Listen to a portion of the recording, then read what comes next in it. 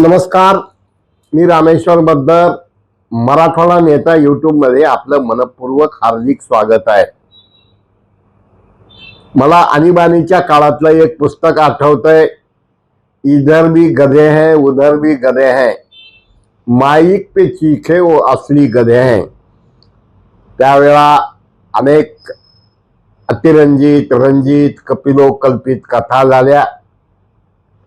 मी पाहतोय वयाच्या 72 वर्षात मला 5 वर्षापासून कळतंय, प्रेम होता, जिव्हाळा होता, माणुसकी होती, आपुलकी होती, परस्पराच्या सद्भावना होत्या. काय चाललंय? हे दिल्लीत चाललंय, ते मुंबईत चाललंय, ते गल्लीत चाललंय, महानगरपालिकेत चाललंय, ते नगरपालिकेत चाललंय. अधिकाऱ्यांना भीती राहिली नाही आणि ती भाषा बोलू नये, पण सत्य, समता, बंधुत्व, न्याय या डॉक्टर बाबासाहेब आंबेडकरांच्या विचाराला तिलांजली देण्याचं काम आम्ही लोकशाही माध्यमातून करत आहोत. जातीयवाद वाढत चाललाय, भ्रष्टाचार वाढत चाललाय, गुन्हेगारी वाढत चालली. जर एखादा कारकून भ्रष्टाचारी आहे म्हणून तक्रार करावी तर त्याच्या वरचा साहेब चोर नव्हे दरोडेखोर आहे आणि त्याच्या वरचा महादरोडेखोर आहे. मला आठवत आहे की भगवानरावजी नागरगोजे यांचं वाक्य मी ती वारंवार वारंवार वारंवार वारंवार उल्लेख करतोय, वरमाय शिंगा तर वराडात गोंधळ. न्याय कुठं मागायचा? अपेक्षा कुणाकडून चांगल्या करायच्या? जर एखाद्याची तक्रार केल्यानंतर वरिष्ठ अधिकारी 10-20 लाख घेऊन जर सेटलमेंट करणार असतील आणि 10,000 मागणाऱ्याला ब्लॅकमेल कराय म्हणत असतील तर हे पाप कुठं फेडणार आहोत आपण? तुम्ही म्हणताल तुम्ही हे संबंध का बोलता? अकलमंद को इशारा काफी है. काय प्रश्न विचारले जातात, काय प्रश्न होतात.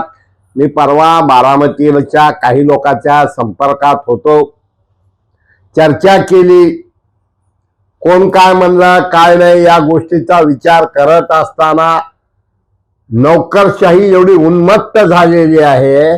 साधे साधे शिपुर्डे कर्मचारी हे एवढ्या मस्तीत वागतात जणू काही की शासकीय पैसा यांच्या बापाच्या घरची प्रॉपर्टी असं वागतात. यहाँ जूतों के बहुत बातों से नहीं मानते.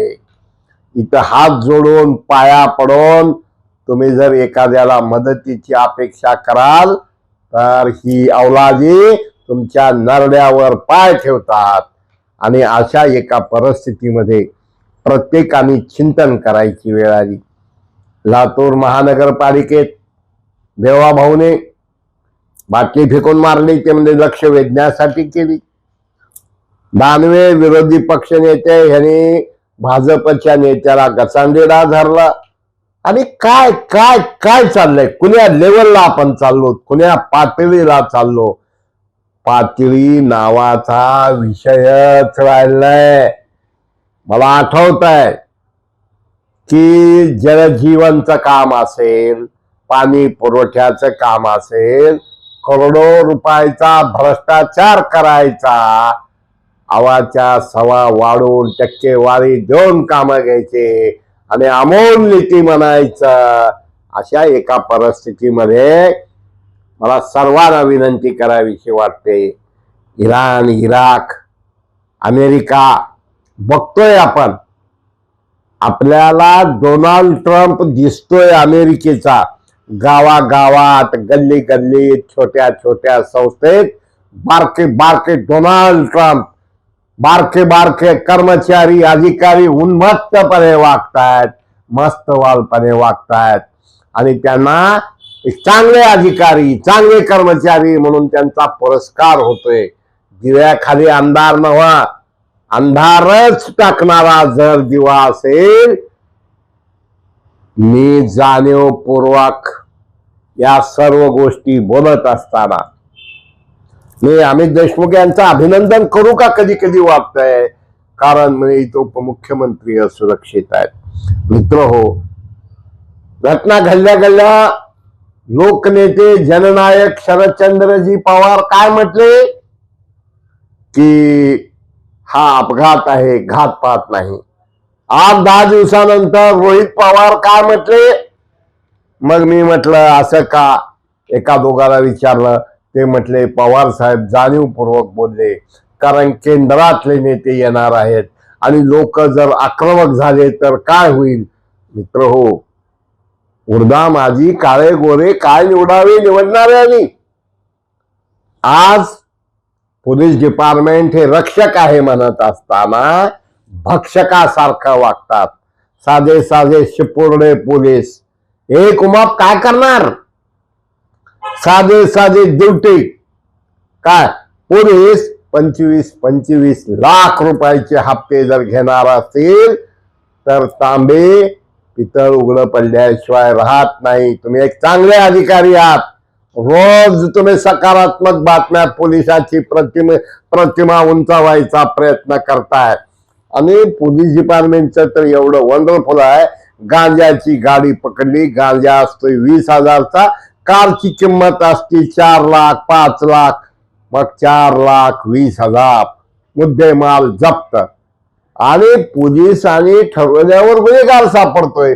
साधा अधिकारी ज्याला आपण म्हणतो ना I am ready, ever time ready, आणि शेवटी जगा आणि जगुद्या ही भूमिका घेत असताना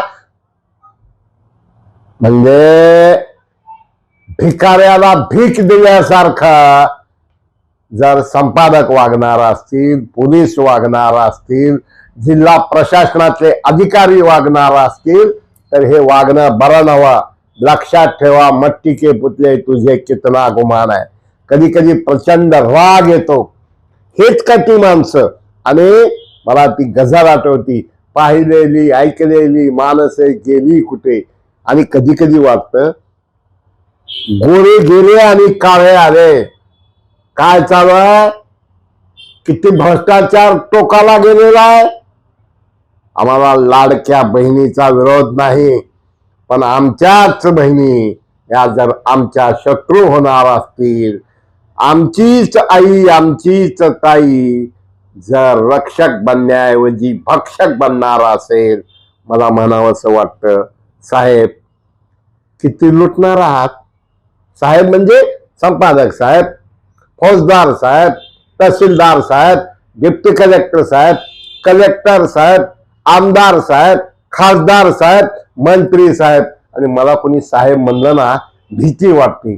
साला त्या डाकूच्या लाईनला तर मी जाऊन बसणार नाही ना. आणि अत्यंत निर्लज्जपणे. आणि तुम्ही जे पुरस्कार मिळतात, जे सन्मान मिळतात, कोणाला मिळतात.